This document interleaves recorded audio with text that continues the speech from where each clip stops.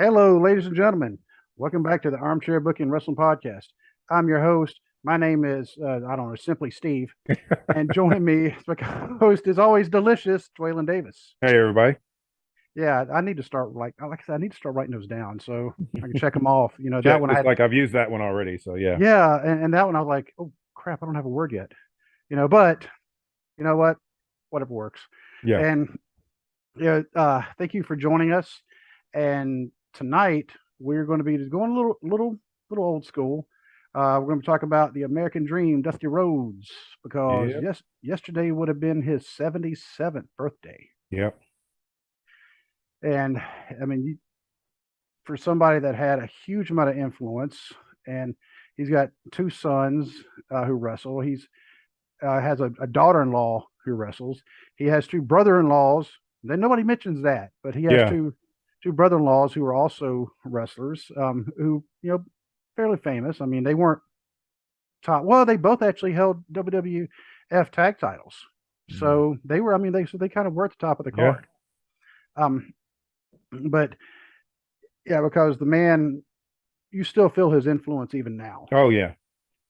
So whether it be from the training, but some of the decisions, good and bad. I mean, because not everything he did was perfect, but Right. didn't stop anybody from liking him. No. Yeah, but uh, before we get started on anything, I want to go ahead and give our contact and listening info. If you'd like to email us, it's armchairbookingpodcast@gmail.com. You can find us on Facebook at facebook.com/armchairbookingpodcast. Also find us on Instagram, also at Armchair Booking Podcast. Find us on Twitter at Booking Armchair. Find us on TikTok at Armchair Booking. I don't know why I bother with TikTok, even mentioned it, but we'll start. I swear, we'll put videos on there one day. I swear. You can find us on YouTube. Obviously, this is the only video platform I know of that we're on. I haven't heard of any Yeah. other ones. I haven't seen us on Daily Motion or anything like that because that's the No, I only. hadn't That's either. yeah. Audio platforms you can find us on just about any audio platform there is. If we're not there, let us know, and we will do what we can to get ourselves added. You can also find Dwaylon and his Twitter at fat_daddy73. You can also find his social media, his TikTok and his YouTube at Big and Fat. Now, the fat actually stands for Fat Daddy, hence the Yep. name Fat Daddy 73. We won't say what the 73 stands for, but it's not his age. but um, and one of the things you can find my other podcast at the Cubicle Chat. By the way, we did a show on Weird Al Yankovic last night, and I actually named it Weird Al Yankovic, the realest person in the entertainment industry. Because I mean, if you really watch it, I mean, Yeah. it's Yeah. the truth. I was like, man, he was real, even though he did Yeah. parodies, but he was more real than most of the people in that industry. Yeah. But so go check that one out. And we have merch. And because we have merch, I'm actually going to share for people who are watching this on video, you will actually see our merch page. It is at tpublic.com/user/armchair-booking-podcast. Here is what the page looks like when you go to it. And you can see, you can see our logo there. This is the very first logo. I had to have something for cover art. This is the very first logo of the show that looks a little too morbid. That's why there's only one shirt of that ever, and it was actually a homemade shirt. It was not sold here. Um, and some things I actually bought some merch just yesterday. One of the things I bought was a hoodie. Oh, okay. Yep, got a regular hoodie, and I actually had to ask my wife, like, what's the difference between a regular hoodie, a classic hoodie, and this hoodie and that hoodie? And because I had no idea, I'm not a hoodie expert, Right. but it's getting cold. And so I recommend everybody, it's getting cold, get yourself a hoodie. Yep. And I also got myself a couple of long sleeve t-shirts, one of this and one of this. And another reason why is because it's getting cold. One of these days I'm gonna have to get the white background t-shirts because I mean they do look actually, you Yeah. know, that's something you would wear more in the summertime. Yeah. But like I said, right now it's getting cold. And one of the other things that helps you keep warm when it's cold is coffee. Yep. And I ordered myself a regular coffee mug. Unfortunately, they don't sell the tumblers anymore, and I was sad. And I actually emailed them and asked them, like, "Hey, are you selling the tumblers anymore?" And they said no. They were kind of sad too. I could detect it in the email. Oh. Um, But right now there's a sale. It's going on for the 6 hours, but they have sales like this all the time. And you can kind of see this is, a couple different sides of the mug, what it actually looks like. And I'll be rocking that at whatever job I'm working. Yeah. Um, and speaking of that, and I'll go ahead and stop and sharing the job I had applied for. I think I told you about it. Mm-hmm. Kind of similar to the job I'm doing now. Yeah. They are going with somebody else who Mm. better fits the. I'm like, okay, fine. You know what? Yeah. That's so be it. So be it. Yeah. And just a lot going on with the job. Everything has kind of calmed down, thankfully. I mean, it's not completely over, but my hours the past few days have been relatively normal. I have had to do Mm-hmm. some work when I got home, but it was not a ton. Right. But yeah, still, but everybody's been kind of noticing, they're like, dude, you all right? So you look tired. I'm like, yeah, it's because I am tired. Right. You work 200 hours in 3 weeks. That'll kind of tire you out. Yeah. So, but hopefully all that'll be done here soon. Yeah. So, and in fact, we have been, I'm pretty sure you saw in a tweet that just happened like not even 30 minutes ago from the guys from Wrestling with the Truth. Mm-hmm. They said, yeah, maybe once your work schedule kind of, what they say, levels out, Something we like can, that. Yeah. yeah, we can actually, they refer to it as the superpowers. And I'm like, you know what? I like that. Yeah. Yeah. So I like that. that'd be Jay Myers and BC Hunter from Wrestling with the Truth. Go check out their podcast. They put on an excellent show. They're out of Nova Scotia, and so I get the superpowers reference Mm-hmm. Yep. to Americans, to Canadians. Hey, let's go for it. Yeah. But they do have just a great show, and if we're the superpowers, even the superpowers got to have like the head of the table for Mm-hmm. podcasting. You know who that is? Ted. It's Ted. Everybody knows it's Ted. The Yeah. man is. I hear Ted being mentioned on other podcasts, including Wrestling with the Truth. They talk about Ted. Mm-hmm. So Ted is very highly revered. He is Ted the Hillbilly Hill. He actually runs the Hill Truth podcast. Go check it out. I mean, the man he just drops wisdom every episode. Yeah. I mean, because like I said, Dwayne and I, we consider ourselves to be pretty smart. And then when we're like, okay, we got this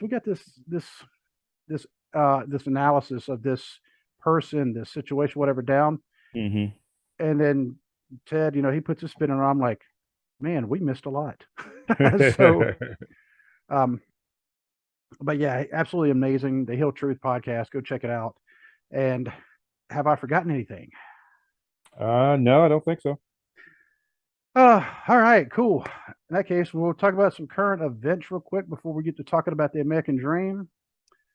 Because when we were talking Monday, I think one of the things we said was, I hope to God Seth Rollins does not get the U.S. title from Bobby Lashley. Yep, and he did.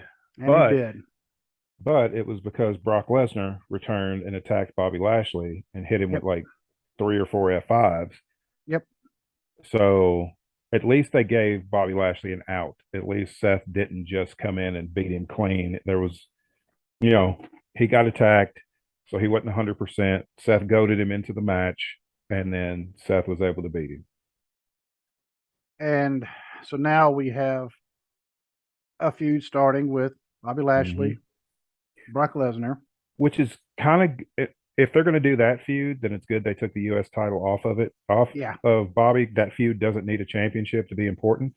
So let Seth hold the title and, put on some good matches. And yeah. And not only that, but I mean, you have Bobby Lashley and you have Brock Lesnar, two legitimate fighters. Yeah.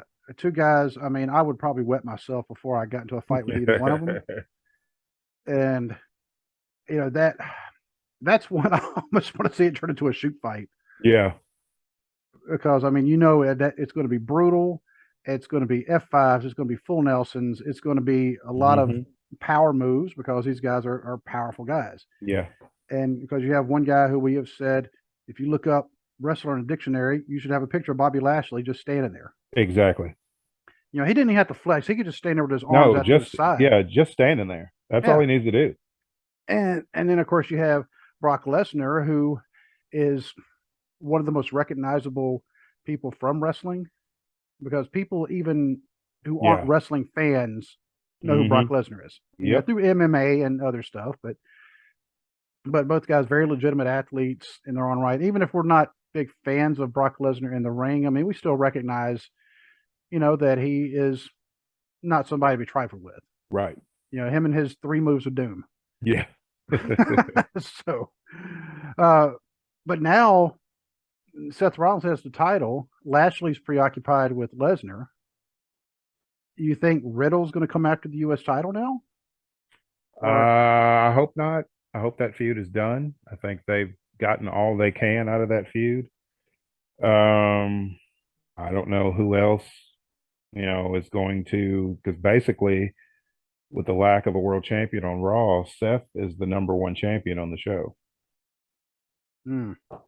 Seth's the number one singles champion because Roman rarely shows up on Raw. I mean, if he does, he's not defending the title. So, but I don't know. I don't know who he's gonna, because like most of your singles people are tied up in factions. Like, the Good Brothers came back and they're with AJ Styles, and then Finn Balor's with Judgment Day, and so I mean you've got some top guys, but they're in factions right now. So I don't know. We'll see where it goes. Yeah, because that was actually going to be the next thing I was going to mention. It was Anderson and Gallows' return. Yep. That came out of nowhere. I wasn't surprised. They finished up with their contract had expired with Impact. They dropped the tag titles at a TV taping, and then they were free agents because they're not. I think they're on a per appearance deal with New Japan. I don't think they're on any kind of lengthy contract because they said that they were going to honor their commitments to New Japan through Wrestle Kingdom in January, and then they'd be done. They'd be done with New Japan. So apparently, Triple H is letting them, work in WWE, but still honor their commitments, which they kind of have to because Carl Anderson is the never open weight champion right now in New Japan. So you have a current New Japan Pro Wrestling champion under contract with WWE. Wow. Yeah.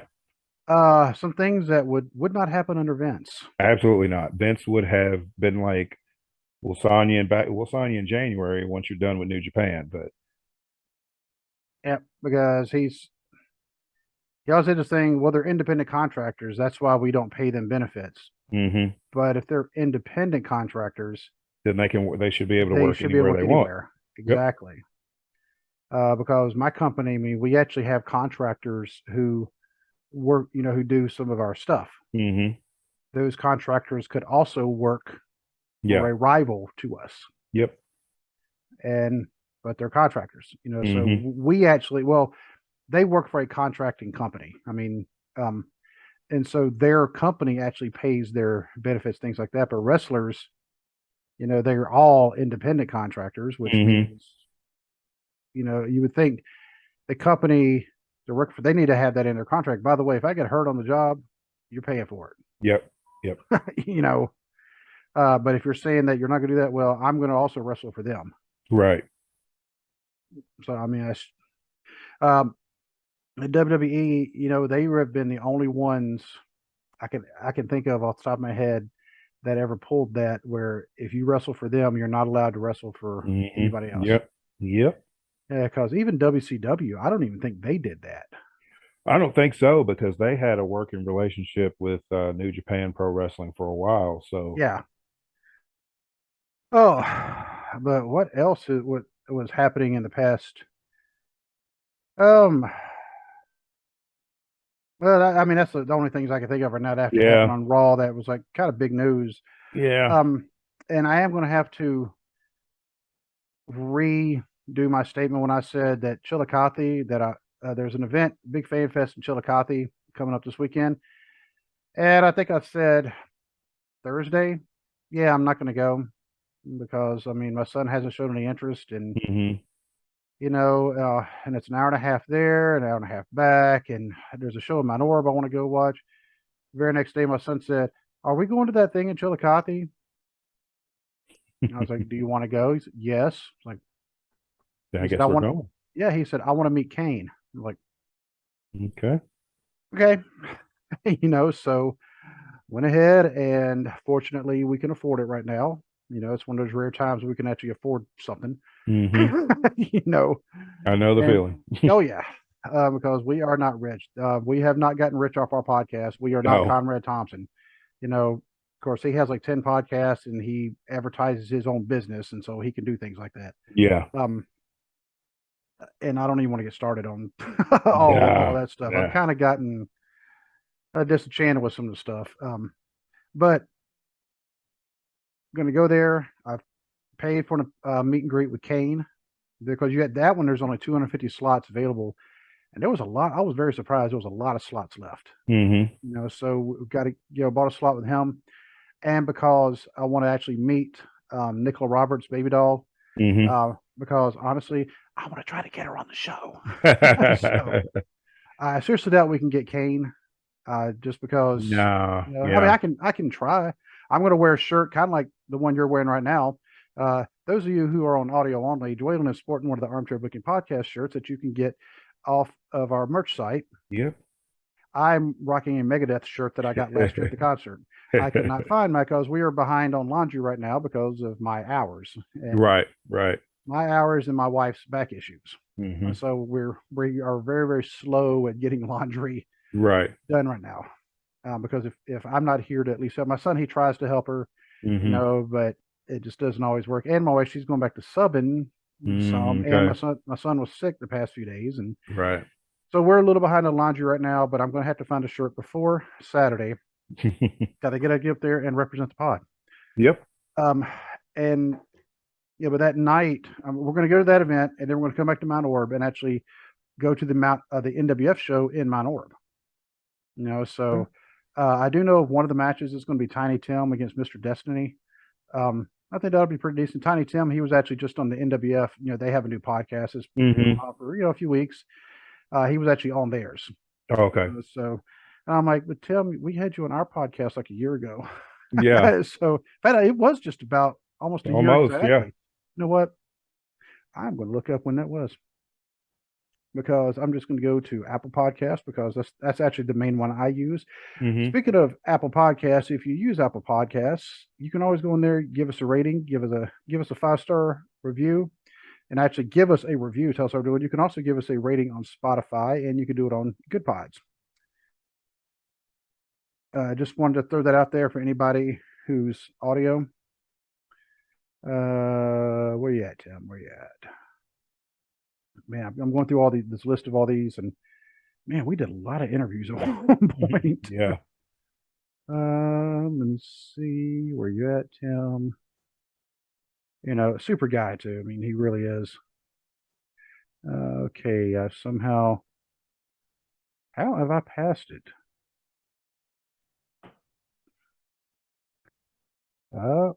And almost there it is. October 6th. Okay. So 1 year Yep. and 1 week ago. Yep. Um, but yeah, and he was actually telling me one day because he goes to our church, and he was telling me about an injury he got thanks to Carl Anderson. Mm. Yeah, it was a botch, and it hurt him. Hmm. I mean, it was an accident. I mean, Carl Right. Anderson never hurt him on purpose, but because Carl Anderson, he started in the NWF. That's where he Hmm. learned, and you Yeah. see how far he's gotten. So, I mean, if you Yeah. want to learn how to be a wrestler, go to Bone Crushers and down on Vine Street in Cincinnati. But our main topic of tonight is Dusty Rhodes. Yep. The American Dream. American Dream. The first time I remember seeing Dusty Rhodes on TV, it had to be Mid Atlantic Wrestling because that's what I started watching. Right. I don't remember the circumstances. But I do remember he was like the ultimate good guy. Hmm. Because that's what you think when you're 10 years old. Oh, he's a good guy. Okay, Yeah. I got to cheer for him. Rah rah. And I don't even remember who he was in a feud with. Not them because he was a good guy. Flair was at the time was a good guy. He was a face until they came to Starrcade, and then all of a sudden it was Flair and Dusty for the $1 million, and Flair became a bad guy just for that match, and then he went back to being a good guy again. Right. But Dusty, I mean, just the way he talked, his promos, and they would say the rap that he would do. Yeah. And yeah, I mean, he talked like he was off the street back in the 60s. I mean, he talked like, he grew up in Motown. Oh yeah. Yeah. I mean, and he pulled it off. So I mean, it wasn't, but I mean, he always called himself the son of a plumber. Well, his dad was a plumber. Mm-hmm. So Dusty, I mean, Virgil Riley Runnels Jr. Yep. So he wasn't affluent. I mean, he grew up blue collar. Yeah. And played baseball, played a lot of baseball apparently, and football. But I'll say I've read he got a baseball scholarship to a school that is now West Texas A&M. Okay. So I mean, he was good enough to play in college, and I don't care what level you're at, because I believe they're Division II. I don't care what level if you're playing, if you are a collegiate level athlete, you have got to be good. Oh yeah, definitely. Yeah. So first time I remember seeing Dusty was he was feuding with Tully Blanchard over the World Television title. This was in Jim Crockett Promotions. After they had the whole baby doll incident where Tully had smacked Baby Doll on TV and Dusty came in and saved her, and then they were feuding over the TV title, and they had the $10,000 hanging over the ring, and Tully ended up getting it, and and keeping the TV title and the money, and it was just the promo work alone was just fantastic. Yeah, and some of the things, can't just say one thing, but one of the biggest things that the way they were doing it then, that you could not don't even write it down now. Oh no. Yeah, I mean, and I'm pretty sure you know exactly where I'm going with the whole thing about Baby Doll. Yeah. When he saved her after Tully slapped her, then he referred to Baby Doll as his property. And I was like, even as a kid, I'm like, no, that's not, that's not what I was like, you can't do that. And especially as like impressionable kids that we were, it's like, I don't want to refer to some girl as my property. I don't think she liked that very much. No, I think I'd get slapped if I referred to property. So yeah, and I'm pretty sure your mom would slap you the hardest. Oh, my mom would slap me the hardest. My wife is going to slap me just as hard as my mama is. So I'm not, wish I would refer to my wife as property. It's a good way to get punched in the mouth. Yeah, I'm pretty sure your sister would also, join in as well. Oh yeah. And I don't think I'd mess with her either. So, but yeah, he referred to it as his property. But I mean, it's not justifying it, but that was an old school wrestling type of thing. That's the way they kind of treated women. But with Dusty, do you realize how long that man wrestled? You know when he started? I don't remember exactly when he started. I know he was wrestling. I know the end of his career. I mean, he's still, like, after WCW closed, he was still doing stuff on the indies, and he popped up in ECW for a little while, and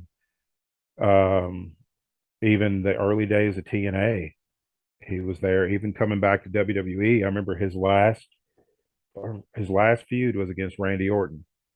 Yep, because they had a bull rope match at Great American Bash. I forget the year, but it's when the Great American Bash was when they started using it as its own. I think it was a SmackDown pay-per-view. 1967. Oh wow. Yeah, and he called himself Dusty Runnels, and it was up in Boston. And he had no money, so he slept in his car, and he spent Thanksgiving of that year with Rufus R. Jones, Freight Train Jones, okay, in a Boston soup kitchen. So when his promo was, when he said, I've wined and dined with kings and queens, and I've also slept in the alley with pork and beans, that was not exaggeration. I mean, Oh no. Uh, Another one of his promos that I always liked. It was like a short one. He said, I don't look like the athlete of the day. My belly's a little big, my hiney's a little big, but I'm bad and they know I'm bad. yep. That was actually the second half of the Hard Times promo, Mm-hmm. which everybody, if you don't know what the Hard Times promo is, Please go to YouTube and look it up yeah. In because fact, I mean, I won't even be insulted if you push pause right now on this yeah, and go to YouTube. In fact, you know what? Hold on. We'll just stop for a second. yeah, yeah, we'll wait. Yeah, we'll wait. All right. Yeah. You should have seen it by now. Just pause, go watch it. But I And mean, that promo has been so influential to wrestlers, so that promo got some wrestlers interested in pro wrestling. mm-hmm. Wanted that's what they wanted to do with their life. But the promo and the honesty in the promo is so, ingrained into wrestling history. Like even there's like John Moxley cut his own version of a Hard Times promo in AEW like a couple of years ago. It's just one of those all-time promos that nobody once you see it, once you hear this You promo, won't forget it. you'll never forget it. Yeah, because I mean, without even going to look it up right now, I can tell you he's wearing a lighter colored suit. I mean, it's not white, but it's kind of Mm-hmm. a very, very light bluish grayish Mm-hmm. type suit, and he's got his glasses on, Yep. and the suit itself was not super expensive. I mean, it was No. just, you know, but it was right after they broke Dusty's leg in the cage, Mm-hmm. and which was that's another angle. I mean, I still remember as a kid watching. They're like, "Oh, I mean, we're going to show what happened," but Yeah. yeah, Yeah. We're gonna show what happened, but parental discretion is advised. And yeah. it's I mean, like, it's well, Dusty hit the ring, to save Flair from the Russians. yeah, Then Flair's like, Dusty, why don't you mind your own business? Then the Andersons hit the ring and they broke Dusty's leg. yeah. And well, Flair, the Andersons held him down, and Flair came off with a knee, Yep. broke his leg, and of course, I mean, that's when the riot. That was in the Omni in Atlanta, Oh yeah. and Arn Anderson's talked about it. It took them 45 minutes to get back to that dressing room because Yeah. the police had to Yeah. escort them. Yeah. He said it was like 50 yards to the locker room and it took him 45 minutes to get there because Yeah, people were legitimately yeah. trying to hurt him. I mean, you had fans climbing over the cage trying to Yeah. get to him. Yeah. And by the way, if you don't think wrestling's real, that's an Yeah. example of when wrestling got real. Uh-huh. It got real quick. And I mean, it got people talking. Mm-hmm. And it's like, okay, Flair's definitely, he's not just a bad guy in Texas and, Yeah. and Memphis and everywhere else. He's a bad guy here now, too, Oh yeah. and I mean, and he went from being kind of a good guy to all of a sudden, he was the number Yeah. one most hated person in the Yep. entire industry. And he absolutely loved it. Oh yeah. Um, of course, we talk about Dusty being a big influence on, even now with wrestling. Flair, his one of his biggest influences was Dusty, Mm-hmm. because he wanted to call himself Ramblin' Ricky Rhodes, Yeah. and somebody told him, "Don't get yourself famous off somebody else's name." Yeah. He said it won't work out for you. He said you need to do it with your own name, and I think it kind of worked out for him Yeah. A little bit. a little bit, I think he did okay. but when you look at Dusty, when you like, of course, I mean the best source, obviously, hate saying like this, but Wikipedia, because just the way it's all laid out. Yeah. And when I look at all the titles the man had, I mean, it's just and the titles and all the other accolades he got. The ones I can remember from memory, the World Six-Man Tag Team Champions with the Road Mm-hmm. Warriors. Um, Trying to think, he was United States Heavyweight Champion, World Television Champion, three-time World Heavyweight Champion. Did he win the World Tag Team titles? Manny Fernandez. Yep. Him and Manny. Okay. Yep. I thought he did, but I couldn't remember who he won them with. What about the United States tag titles? He won a version of it, I believe. I was looking at that today.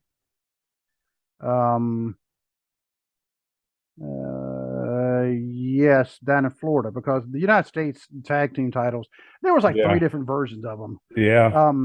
He won 3 times. No, I'm sorry, 2 times. Once with Blackjack Mulligan. The other one, here's a name for you, Bugsy McGraw. Oh Remember my him? God. Yeah, I do. Let's see. But I mean, we know he spent a lot of time in Florida. I mean, he helped really build Florida. Mhm. I mean, Eddie Graham was the one, the architect, but Dusty was the one actually, doing the work in the ring. Now, granted, Dusty said he earned his PhD from Eddie Graham. Eddie Graham apparently, his booking was just Oh yeah. years ahead of everybody else. But the NWA Florida Global Tag Team Championship, one time with Magnum TA. Well. Yep. Okay. He was a Florida Heavyweight Champion 12 times. Yep. Florida Television Championship. I didn't even know they had that. The NWA Southern Heavyweight Championship, which was the Florida. It was like that was their top title. Mm-hmm. But yeah, the NWA Tag Team. Where is it at? Actually, it depends on the company. Let's see. The Georgia title, the National Heavyweight title. Of course, I forgot he won the national heavyweight title. Yeah, I mean, if there was a title to win, and Jim Crockett, he had it. Yeah. Yeah. Sometimes to the detriment of the booking, because there were times where Dusty would book himself to win championships, when it was really not necessary for him to be the one holding the title. But that's the trap you get in when you're one of the company's biggest stars and you get booking power, and everybody does it. Anybody who says that they wouldn't do it is wrong. Yep. And because you can't have that kind of power.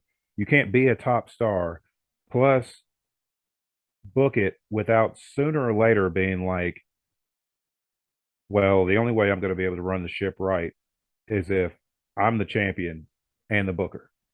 That way I got all the bases covered. And in theory, sounds like a good plan. In reality, it is not, because all it does is breed contempt from your peers in the locker room, because I'm sure there were guys that were mad. It's like, why is Dusty the booker and he's the champion? How come I haven't got a shot at the title? Things like that.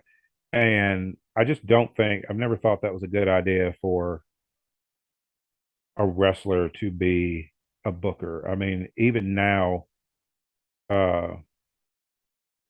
in AEW, they found out that's a problem, having the Bucks and Omega be, executive vice presidents and wrestling, and 3 of the top stars in the company.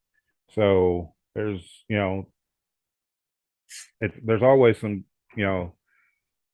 some conflict there. Kind of like Triple H when he was the chief operating officer. Yeah. And he was still wrestling. And basically made himself the WWE champion because he thought that it would get Roman Reigns over by him being because he was supposed to be the ultimate bad guy by being, here's the COO, and he's inserted himself at number 30 at the Rumble, and he ends up winning the title. So we're supposed to boo him all the way to WrestleMania, and then that way Roman will get cheered. Well, it backfired, and Roman got booed, and Triple H got cheered, regardless of how ruthless Triple H was to Roman. He got cheered just because they didn't want Roman in there as a face. Right. And not only that, but it's like, okay, yeah, Roman beat Triple H, but he beat Triple H in 2000, was it 16? Yeah. Was that the year? Yeah, he beat past his prime Triple H. Triple H, yeah. Yeah. And I mean, it's kind of like when the Arizona Cardinals, when they traded and got Emmitt Smith. Well, they got Emmitt Smith in the last couple of years of his career, not the Emmitt Smith who was not the 90s Cowboys legend Emmitt Smith. Right. Yeah. They got into the career Emmitt Smith, and it's just like being a booker and being a wrestler, that it should always be separate. Yeah. And I know some of it, and I've heard on some of the other podcasts, and they justify it some by saying, "Well, I know if I'm the champion, I'm not leaving with it." Yeah, because Vern Gagne had the same idea. That's why Vern Gagne was like a 9 or 10 time AWA World Heavyweight Champion, because he'd have people leave and he'd be like, the only way that I can protect my title and make sure nobody leaves with it is to put it on myself. Yep. Which, again, in theory, makes perfect sense. But in practice, it did not, because Vern would book himself as champion even after Vern was Way well past his prime. And he Yeah. would book himself to win the world title. And it's like, I mean, you've got these young up and coming guys that you've supposedly been grooming for this spot, but then, oh, well, Vern's the champion, so what do we do? That's why a lot of guys left. Yeah. Because a And lot of guys figured they weren't going to get a shot at the title as long as Vern had it. So they left and went somewhere else. and then Vern's like, okay, I'll put it on me. Hey, Nick, yeah, you, Bockwinkel, come here. I'm going to put the title on you again. Yeah. And Bockwinkel, as good as what he was, because Nick Bockwinkel, I mean, he's earned his place in the Hall of Fame, no doubt. I mean, he was great, but that last championship reign where he lost it to Kurt Hennig, he was well past his prime too. Yeah. You know, I mean, when you're going in there and your chest hair is gray, and yeah, I mean, that's like okay. Yeah, it's time to wrap it up. It's like, no, it's like, mm-mm. And with Dusty, I mean, we could see the ego, and we don't want to, speak. We don't really want to speak negative Dusty, because we do know the influence, and he was one of the most popular wrestlers ever. I mean, for a reason. Yeah. And sorry, I got some weird text from my daughter. No problem. So, everything okay? Yeah, because it's kind of a break. She had to go through training in order to sell alcohol and tobacco, in order to work at certain lodges. Yeah. And she texted, "Sold my first bottle of alcohol tonight." Okay. And my wife texted, because it's on a group text, she said, "Congrats." So yeah, it's like, do I say okay, or that's cool, or how am I supposed to react to this?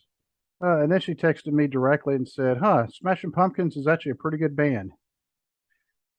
I'm like, you're just not figuring this out? I mean, anyway, of course, actually not too long ago, she put a Snapchat about how she loves listening to Metallica first thing in the morning, how it gets her going. I was like, okay. That's how you get your day started. Yeah, but anyway, back to Dusty. When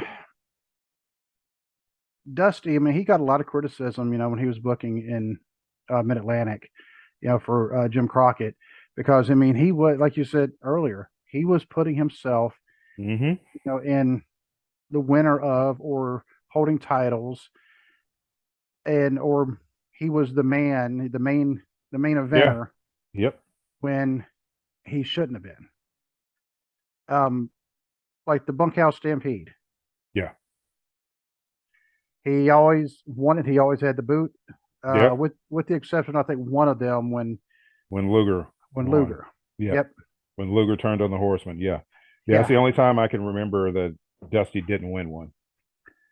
And I mean, he did cause animosity with other him and Flair, actually, as friends as what they were, but they actually had some real life bad blood between them for a bit. Yeah. Apparently, when he left the company, when the gold belt controversy, and Jim Herd was part of it, Dusty apparently was also part of it as well. It doesn't surprise me. I mean, Dusty was a company man, so he was going to, even though he was a wrestler and he understood where Flair was coming from and probably agreed with Flair, Dusty was a company man and he was going to toe that company line. Yep. And and you always knew, even back then we were kids, and because of some of the decisions they were making with Dusty, that's when it's kind of occurring to us that maybe this isn't all on the up and up. So yeah, maybe some of the stories are predetermined. Yeah, and then there's the nepotism accusations because he pushed Dustin to the moon. Even Dustin was the natural and came out and looked platinum blonde hair and everything. It's like they were trying to make him the next Dusty Rhodes, and it's like that's too much. Putting that kind of pressure on a young Dustin Rhodes did not do him any favors. I mean, he a success in WCW? Yeah, he was United States champion. He was multiple time tag team champion, but he was always Dusty's shadow was so big. Dustin had to leave, go to the WWE, completely reinvent himself to get out of that shadow. And we're talking, you know how long it took me to realize that was Dustin Rhodes? it took me a bit because I was like, okay, this Goldust character is different. Yeah. The only thing I could even think about comparing it to was Adrian Street. Yeah. Yeah. And it wasn't until they had that sit down with Dustin and Marlena that, oh my God, that's Dustin Rhodes. Yep, that's Dustin. But yeah, it took the Goldust character for Dustin to get out of his shadow, and then Dustin leaves, goes to WCW, during their dying days, and walks right back under Dusty's shadow. And it's like, he's shown that he can do this on his own. So why are y'all sticking him back with Dusty, knowing Dusty's going to overshadow anything Dustin does, regardless of the fact that Dusty was way past his prime? It's Dusty Rhodes. He was going to overshadow most anybody in that company. Name recognition, legendary status alone. Yep, which he earned. I mean, he absolutely earned it. I mean, literal blood, sweat, and tears. He earned it. But it's just, at least with Cody, I feel like with Cody it was a little different. Yeah, I'm sure it helped get his foot in the door, but they didn't try to make Cody the next Dusty like they did Dustin. Right. And I remember when Dustin was in WCW back early 90s. And Mick Foley's actually talked about it in his book, where Foley and I think Vader were having like a rematch, some kind. I mean, a pretty big deal. They barely mentioned in the promos and on the shows leading up to it, but on these same shows they mentioned like every 15 minutes or so how Dusty was going to be in the corner of Dustin. Yeah. During his match with the Assassin. Jody Hamilton, the Assassin, the one who was long time, he was feuding with Jimmy Valiant, so he was one of the wrestlers I hated the most when I first started watching wrestling. Because Jimmy Valiant, I mean, he was my favorite, the Boogie Woogie Man. And the Assassins cut his beard and then cut his hair. But this Assassin was not that Assassin. This was, 8 years later or so. Right. And he could barely fit his mask over his face because he, he had, with age, I mean, he'd got kind of big, but you could see it was like just kind of like right now, I couldn't keep this beard and this goatee inside a mask. Yeah, I couldn't keep mine in a mask either. But here's when the beard, his was fat. And I mean, he just could not. It's like, okay, he's the Assassin is, Jody Hamilton is way past his prime by then. And later on, of course, he actually trained quite a few of the wrestlers going through the power plant. So Jody Hamilton, I mean, he was another one that if they could somehow get him in the Hall of Fame, they really need to because of everything. I mean, his influence.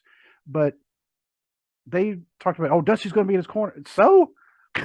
Yeah, and it's like they made a bigger deal of Dusty being in his corner than they did of Dustin having the match. And that's where the issue always was. And it's like, just let him rise or fall on his own instead of trying to put him under that huge shadow of Dusty, because it was never going to work. He was never going to be Dusty Rhodes. Right. And and then they ended up having a falling out over Terry. Dustin's wife Terry. They ended up having a falling out, and they didn't speak for several years. Yep. And then when they finally did, I mean, you can watch this actually on. I'm pretty sure it's on the network. But I had it on. I have the DVD somewhere, and Dustin actually, I mean, it's pretty emotional. He talks about when they did finally reunite, Right. after not speaking for, however many years. Mm-hmm. But Dusty, when I watched Dusty in the Mid Atlantic days, I remember him tag team champs with Manny. Mm-hmm. Because we still, we have talked about that. We still need to get Manny on the show. Yeah, we do. Need to, yeah, and because we got We some need to do a questions. show. We need to do a show about Manny. A lot of fans don't know about Manny Fernandez. Oh, they really need to learn. We need to try to do it in Spanish. I don't think that would work. My Spanish is very rusty. Yeah. I remember all the words that I shouldn't remember, and then a few of the ones I should remember. So, yeah, I can read it, but as far as like my fluency is gone as far as speaking it. I mean, I could read. I couldn't tell you what I'm reading necessarily because same thing. I mean, I took 3 years in high school. Did you take 4 years? Yeah. Yeah, you took all 4 years. So yeah, I took all 4 years plus I took a year in middle school too. Okay, but if you don't use it, you lose it. Yeah, you lose it. And my daughter's finding that out right now, actually, because she took quite a few years.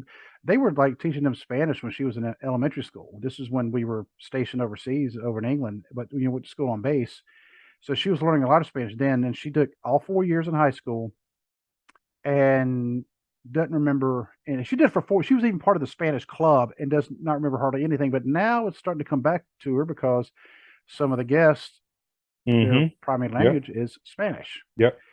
And she told us that she has had some conversations with them trying to help them out. And so she's and she also has some coworkers who speak Spanish, and one of her roommates is also is fluent enough to where when you go to Disney, like a lot of the theme parks, they'll actually have like in their name tags what languages they speak. If it's anything other than English. So one of her roommates speaks English, or I'm sorry, obviously she speaks English. She speaks Spanish. I want to say it's Spanish, Portuguese, and she knows American Sign Language. Oh, cool. But yeah, we need to get Manny Fernandez on the show because we need to ask him, all right, your match, you and Dusty against Ivan and Don Cornoodle. You came off the top of the cage and hit Ivan with a knee drop on the head. How come nobody mentions that as like great cage moments? They talk about Snuka, which I mean, I get. I mean, Snuka was like the first people to think about because he came off the cage twice, Morocco and Backlund. But they don't mention Manny coming off hitting that knee on Ivan's head. No, they don't mention it. But they were World Tag Team Champions. Dusty also held. I just looked this up. He also held the World Tag Team title with Dick Slater back in 1977. Yeah, they were the Midnight Riders. Okay. Yeah. Him and Dick Slater. Yeah, they were the Midnight Riders. That had been in Florida then. Yeah. He was also a tag team for just a little bit with Dick Murdoch. The West Texas Outlaws.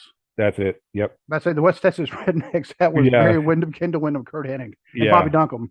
Yep. I'm not going to start singing it, but you know the song I want to sing. Yeah, I know the song, and it's awful.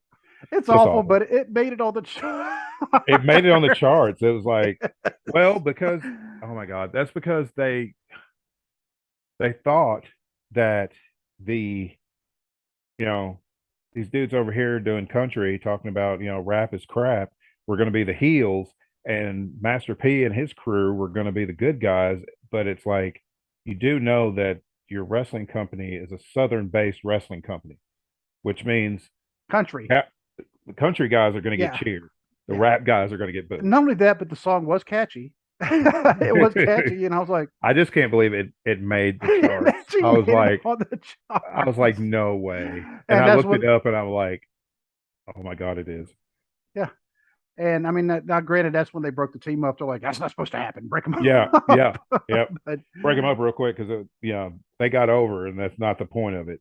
I mean, not only that, but Master P not being a wrestler, I think that's also something else because none of his people were wrestlers. It's like, how was this feud supposed to end? You can't have a match because the whole group of people over here, you got one group of people that,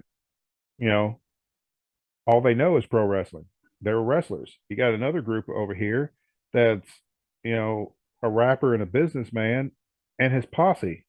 None of them have wrestling experience. So I don't understand whose brilliant idea it was to start that feud anyway, because there was no way to end it. I mean, granted, Master P, not just a businessman, a very good Oh, businessman. very good businessman. Yeah. So, but anyway, yeah, Dusty and Dick Murdoch, they were the West Texas Outlaws, or just Texas. They were the Outlaws. They were. Yeah. Him and Dick.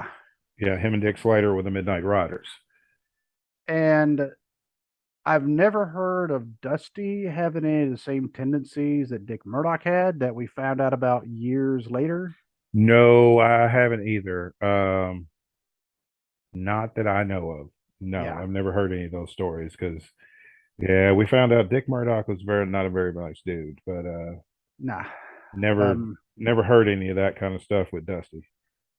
I mean, they said that they've asked a lot of wrestlers. Okay, for anybody who's not knowing what we're talking about, unfortunately, Dick Murdoch was literally a card carrying member Yeah. of the Klan. Yeah. Yep, and quite proud of it from what I understand. Yeah, and his in-ring character was kind of clownish, and he would, they said they couldn't have him as a world champion like that because he would like to like play around so in the ring, or kind of like make too many jokes or whatever. Yeah, kind of deal. He wasn't serious enough to be the champion. And it was actually asked, do you think he ever took his tendencies in the ring where he actually tried to hurt somebody? And now they said no, they've never heard anything like that. But outside the ring, that I think it was Rocky Johnson that Dick Murdoch said, "Oh yeah, there's going to be a party at this address or whatever," and he showed up and he got out of there real quick because it was like a Klan rally. Oh Lord! And Dick Murdoch, and when he confronted Dick Murdoch, he's like, "Well, I didn't think you'd actually be stupid enough to go." Like, why would I not go? You said there was a party. Yeah. Figured all the other wrestlers were going to be there. I mean, yeah. So fortunately, I've never heard of Dusty. I mean, and to be honest with you, the way he acted, his mannerisms, I seriously doubt he would have. Yeah, the mannerisms, the jive talk that he did, it's just, I'm not saying that it's not possible, because I know it is. I know there are people who pull things from black culture but still don't like black culture. But I never heard of that happening with Dusty. Yes, Dusty pulled from black culture for, part of his gimmick, but I never heard anybody ever say that Dusty was racist. Right. And and for him, I mean, because it almost seemed natural for him, because I mean, and that's like, you and I have actually talked about this more offline than anything else. But we always talk about like soul food. Yeah. Like, okay, what is soul food? Then I see a list of it. I'm like, I like that stuff. That to me is kind of like it's like Southern food. Yeah. But with Dusty, I mean, if his background, I mean, I guess he hung around with a lot of black people too. So I mean, I'm sure he did. Yeah. Yeah. So I mean, you're influenced by those who you're around. Yeah. So a lot of that, I mean, may have come kind of natural to him. Yeah. May have. So saying to me, sometimes he sounded like he was right off of Motown. Yeah. Just because of that era. I mean, it was back in the 60s. That's why I say Motown, because Motown was just cool anyway. Yeah. But I mean, Dusty's influence, even after his career ended, Dusty's influence was still felt. I mean, he was one of when Triple H took over NXT in 2014, Dusty was one of the people he handpicked to help craft what became the best brand in WWE. Yeah. And Dusty was a big part of that. He was a big part of, mentoring a lot of the wrestlers and training and things like that. He was a big part of creating the Bray Wyatt character. Wyndham Rotunda and Dusty Rhodes came up with the Bray Wyatt character. Yes, it was influenced by Robert De Niro's turn in Cape Fear, but they put their own twist on it. And you could definitely tell Dusty's influence when he passed, because the wrestling world, Twitter just blew up the wrestling world had nothing but good things to say about Dusty. Yeah, and I read this today. In their training center, they actually have like it's like a dummy is what they called it, but like a little dog of Dusty hanging in a corner, kind of watching the ring, like so that he's still watching the people he's that still watching over him. Yep. Yeah. He's still watching the people that he helped bring along. Yeah. Yeah. And I mean, even the late Road Warrior Animal on I believe it was their DVD. He talked about when they turned the Road Warriors good. Yeah. He said he was talking about Dusty. He's like, man, he said, this is how sharp Dusty is. And when he turned us and he did this, he said he was so creative and he knew when to do things like that. Dusty booking himself, as champion, things like that. Okay, yeah, that was not necessarily a good thing. And I know Ricky Steamboat had some issues with Dusty. Yeah. And I detected it even back then because Ricky Steamboat couldn't beat Tully Blanchard, even with the match that was designed for Steamboat to win. Yeah, and then Dusty comes in, and the first shot he gets, he beats Tully. He beats him, and so I mean, it really buried Ricky Steamboat. Oh yeah, yeah. So I can't agree with that with what Dusty did, but when he was booking other people, like the different stories, and the way they would turn people here and they would turn people there. Okay, this one's going to be good. Now this is going to be bad, and okay, we're going to have this kind of match. I mean, the War Games match. Yeah. That was one thing. So I mean, of course, Dusty, he won because that's what he does. Oh yeah, that's what he did. But at the same time, the War Games match. What are they doing at this year's Survivor Series? War Games. War Games. I mean, here it is, 30 years later, 30 plus years later, and that match is going to be happening again. Yeah, and they also used it in NXT. For 2 or 3 years, Triple H brought War Games because Triple H wanted to bring War Games to WWE, and Vince McMahon refused. So that's why they came up with the Elimination Chamber. That was Triple H's idea, was the Elimination Chamber, because for him it was part cage match, part War Games, stuff like that. But Triple H actually what he wanted to debut in 2002 was War Games, but Vince refused because he said it was a dead gimmick from a dead company. It may have been a dead company, but as far as being a dead gimmick, no. The only thing I would have changed about War Games was I'd make it an elimination match, not just a one person submit. Okay, you're done. Right. But make elimination. The match is already long because you had to wait for so many people. Make elimination, cut down the number of people instead of 5-on-5. Make it like 3-on-3. Yeah.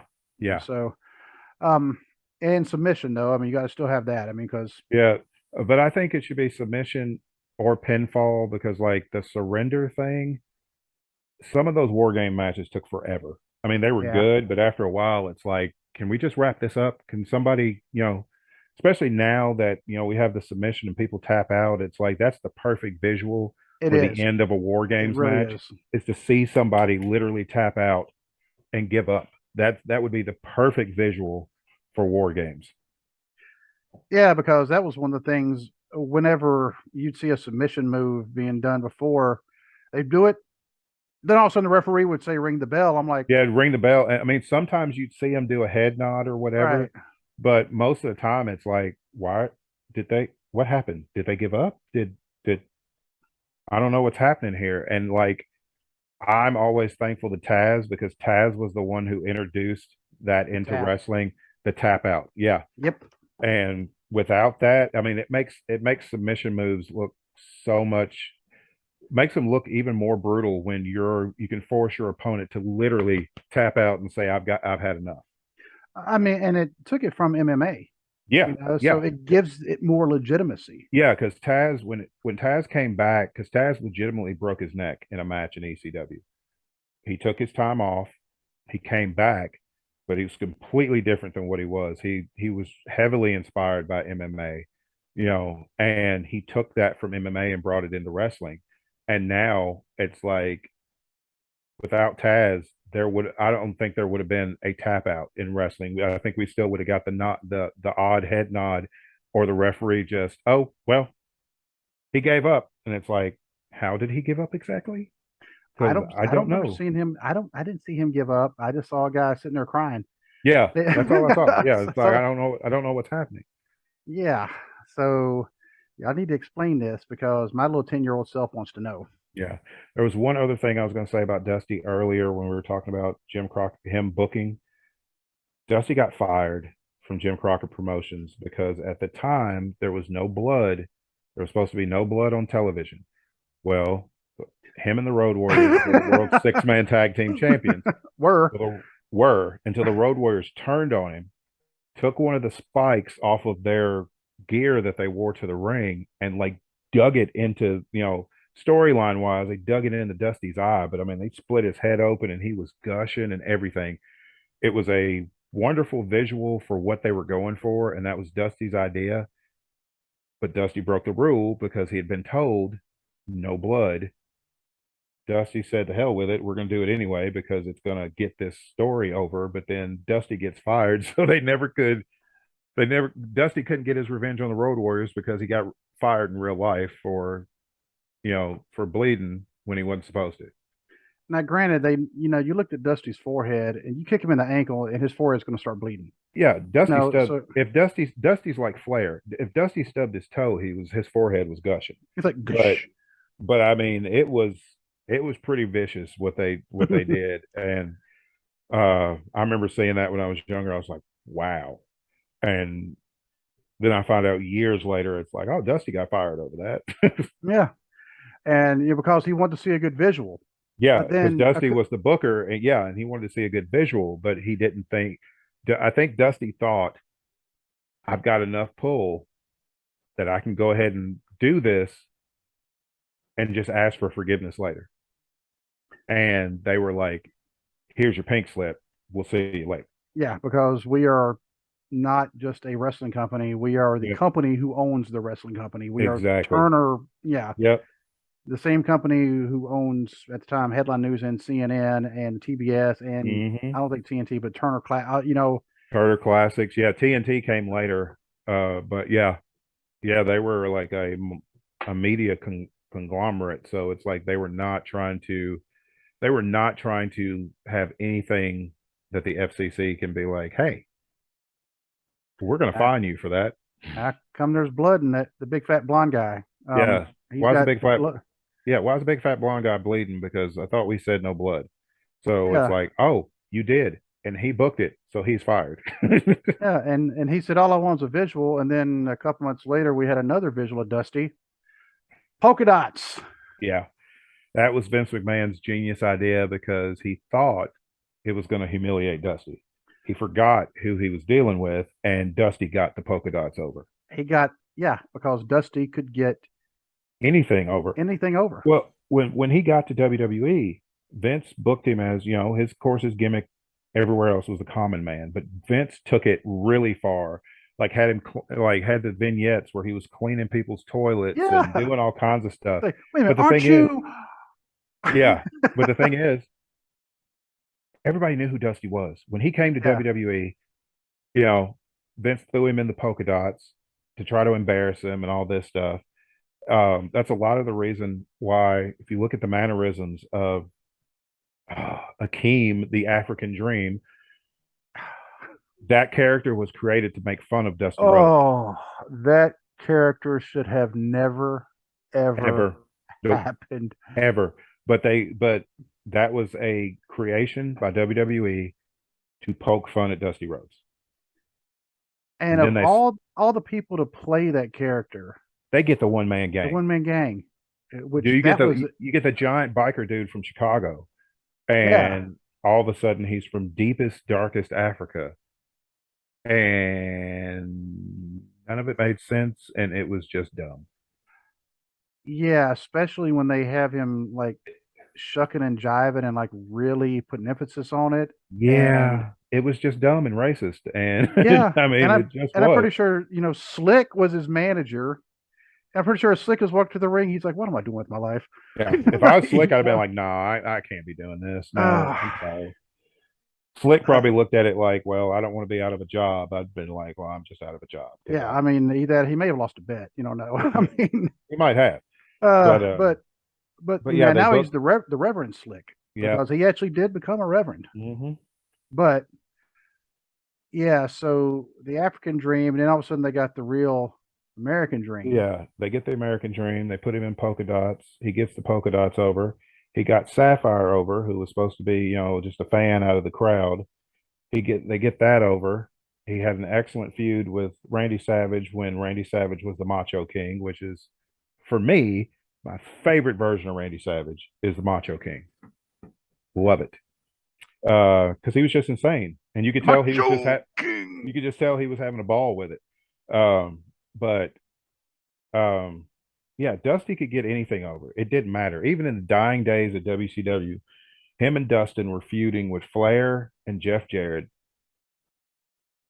They had a kiss my ass match.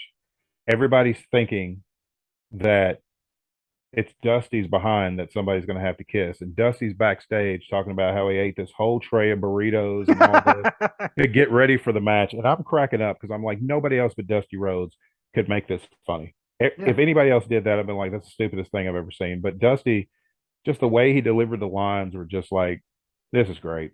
And but it ended up being an actual donkey that they had to kiss. Oh.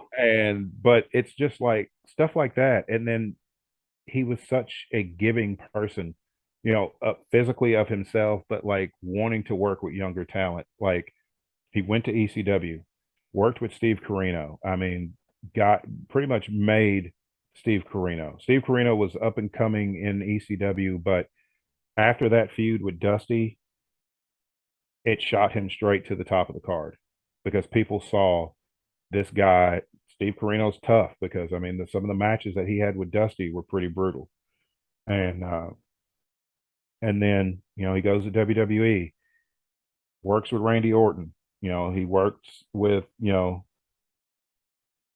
Cody and stuff like that. He was in the corner of Dustin and Cody when they were feuding with the Authority and wrestling the Shield and all that, and just his presence, just Dusty's presence commanded respect. Dusty's presence made you want to stop what you were doing and see what he was going to do or hear what he was going to say. He was just larger than life, and it's like, I mean, you've got your Hogans and you've got your Flairs and you've got your Austins and Rocks and everything, and I didn't start out being a huge Dusty Rhodes fan, but as an adult and looking back, it's like Dusty just had such a huge influence, and he still has that influence today, even 7 years on from his death, that for me, Dusty should be one of the faces on the Mount Rushmore of pro wrestling. The Dusty Rhodes Tag Team Classic. Yes, in NXT. Yep. Yeah. And of course, the funny thing also is Triple H, I mean, of course, he reveres Dusty Rhodes. Oh, yeah. But I'm pretty sure you've seen the video when it was one of those moments in the ring, you're going, is this a work or is this real? Yeah. When Dusty and Triple H, I mean, they were nose to nose in the ring. Oh, yeah. And Stephanie said something, and Dusty, he didn't even look at Stephanie. He just did like this. He never turned his head, never looked at her. He just put his hand in her face and kept talking. And Triple H, oh, man, I was like. Yeah, cuts a great promo. Triple H is like, you better watch it, old man. And Dusty just rolls on like Triple H didn't say anything and like Stephanie's not there. From what I understand, that part was not in the script. And Dusty was just like, I don't have any time for you. I need you to stand right there and be quiet. And so when Triple H said something, oh man, I was like, ooh, but of course, I mean, obviously, cooler heads prevailed later on because they've actually shown like some of the behind the scenes. I'd have to find it's probably on the network when they were literally discussing, like they were having like their weekly meeting or bi-weekly meeting, whatever, and they were discussing some of the wrestlers in NXT, how they're progressing, things like that. Because I remember they were specifically talking about Adam Rhodes. Yeah. And this was right before they said, okay, we're going to get, like, for some, he's a good kid. He's a good wrestler. For some reason, we can't get him any gimmicks over. Right. And it was right before he started the thing with the Rosebuds. Gotcha. And Dusty was even like, give him one more chance. I think this kid's got something. and it worked out for him. Of course, Adam Rose. I mean, there were some other things that popped up later on. Unfortunately, he's not, but it was just kind of cool to kind of see that kind of meeting, that they're having. They're talking about, these wrestlers. So yeah, Dusty's influence. I mean, nobody was going to turn down the opportunity to have Dusty at least, give you some advice. Even if he's not fully employed with them, be a consultant. Yeah. Because sometimes being a consultant actually it works out really good. I mean, and go ahead. Yeah. Anybody who hasn't, like newer fans who are watching us or listening to us who don't know about Dusty Rhodes, please go to Peacock and go to the WWE section and find some Dusty Rhodes stuff, especially Jim Crockett promotion stuff.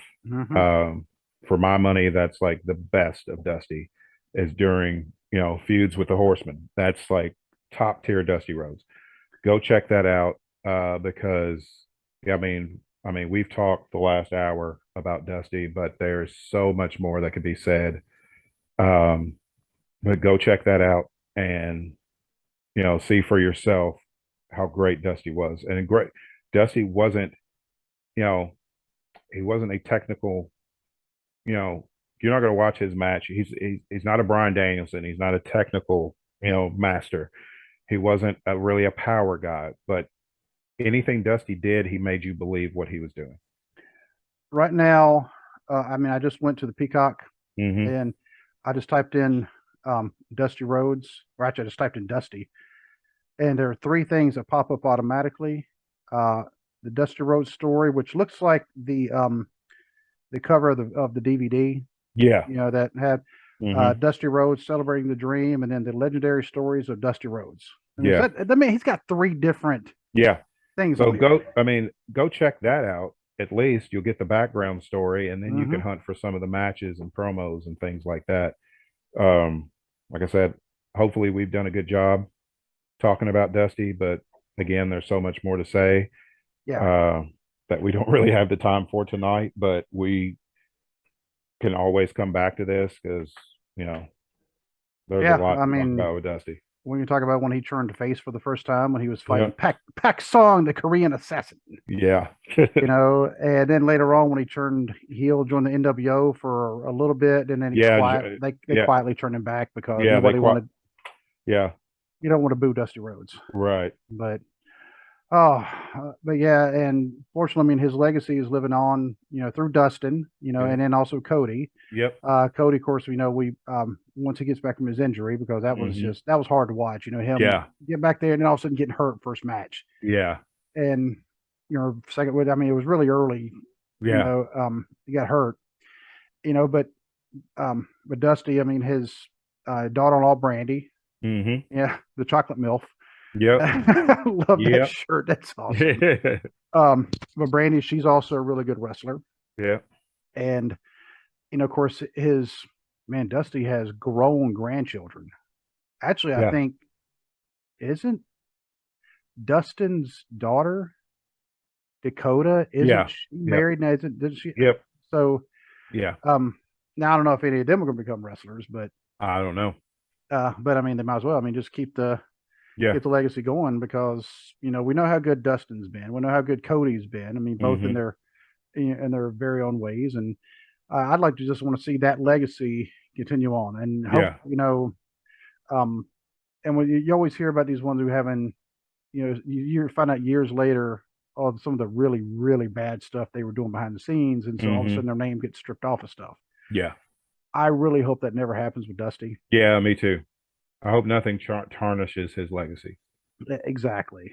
Because he earned his place on the Mount Rushmore wrestling. He earned his place in all the Hall of Fames he's in, which he was in a lot. Yeah. And his legendary status as a wrestler, trainer, booker, promoter, because he actually started up some companies also. They didn't last a long time, but he did try to start them up, because wrestling was his lifeblood. Yeah. Sure. But I don't know what we're going to talk about Monday yet. I got a nice weekend of wrestling ahead of me, at least on Saturday. I'm pretty sure we'll think of something. Oh yeah, we always do. Yeah, because my work schedule has, like I said, has really quieted down. Thankfully, I'm still looking. Yeah. because I don't want to work those kind of hours again, especially without with. I'll just say this: if you told somebody, "Hey, we're only going to pay you for 60% of the hours you worked," yeah, you wouldn't expect them to take the job. right. So that's all I'm going to say about that. So, but until we can speak again, my friend. All right. God good night. bless. God bless.